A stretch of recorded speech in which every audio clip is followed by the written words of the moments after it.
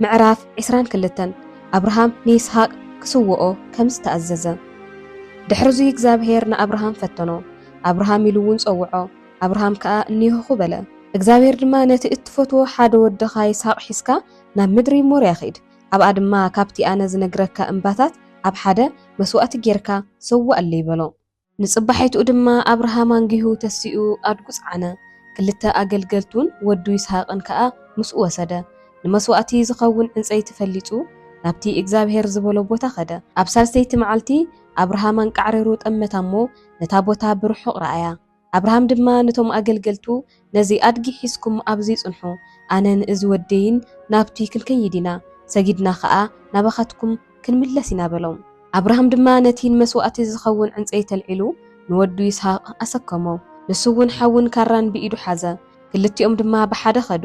ይስሐቅ ነብኡ አብርሃም ኣቦ ኢሉ ጸውዖ አብርሃም ከኣ እኒሆ ወዲ ይበሎ ይስሐቅ ድማ ሓውን ዕንፀይትንስ እንሆ እተን መስዋእቲ ዝኸውን በጊዕ ደኣ ኣበየሉ ኢሉ ጠየቆ አብርሃም ከኣ ወደይ እተን መስዋእቲ ዝኸውን በጊዕስ እግዚአብሔር ከዳል እዩ ኢሉ መለሰሉ ክልቲኦም ድማ ብሓደ ኸዱ አብርሃምን ወዱን ድማ ናብታ እግዚአብሔር ንአብርሃም ዝሓበረሉ ቦታ በጽሑ አብርሃም ድማ ኣብኣ መሰዊኢ ሰርሐ ዕንፀይቲ ኸኣ ጸፍጸፈሉ ንወዱ ይስሐቅ ኣሲሩ ድማ ኣብቲ መሰዊኢ ኣብ ልዕሊት ዕንፀይቲ ኣጋደሞ አብርሃም ድማ ኢዱ ዘርጊሑ ንወዱ ክስውእ ካራ ልዓለ መልአኽ እግዚአብሔር ከኣ ካብ ሰማይ አብርሃም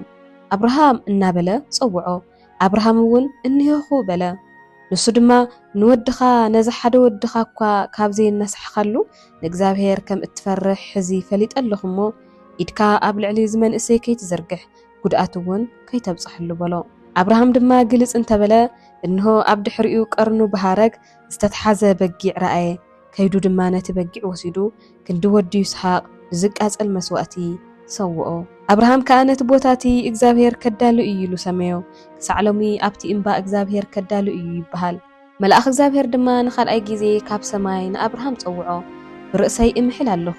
ይብል እግዚአብሔር ነዚ ነገር እዚ ስለ ዝገበርካ ንወድኻ ነቲ ሓደ ወድኻ እኳ ስለ ዘይከላእኻኒ ፈጺመ ክባርኸካ እየ ዘርእኻ ድማ ከም ከዋኸብቲ ሰማይን ከምቲ ኣብ ገምገም ባሕሪ ዘሎ ሕፃን ከብዝሖ እየ ዘርእኻ ድማ ኣፍ ደገ ጸላእቶም ክወርሱ እዮም ቃለይ ስለ ሰማዕኻ ድማ ኣሕዛብ ኩላ ምድሪ ብዘርእኻ ከባረኹ እዮም በሎ አብርሃም ከኣ ናብቶም ኣገልገልቱ ተመለሰ ሓቢሮም ድማ ናብ ቤርሳቤህ ከዱ አብርሃም ከኣ ኣብ ቤርሳቤህ ተቐመጠ ብድሕሪ እዚ ንአብርሃም እንሆ ሚልካ ንናኾር ሓውካ ደቂ ወሊዳትሉ ኢሎም ነገርዎ ንሳቶም ከኣ ዑዝ እቲ በኽሩ ቡዝ ሓው ቀሙኤል ኣቦ ኣራም ኮዛት ሓዞ ፊልዳስ የድላፍ ባቱኤል እዮም ባቱኤል ንርብቃ ወለደ ስለዚ ሚልካ ንናኮር ሓው አብርሃም 8 ደቂ ወለደትሉ ረሒማ ዝስማዕ ዕቅብቲ ድማ ጥባሕ ገአም ተሓስ ሞክሳ ዝበሃሉ ደቂ ወለደትሉ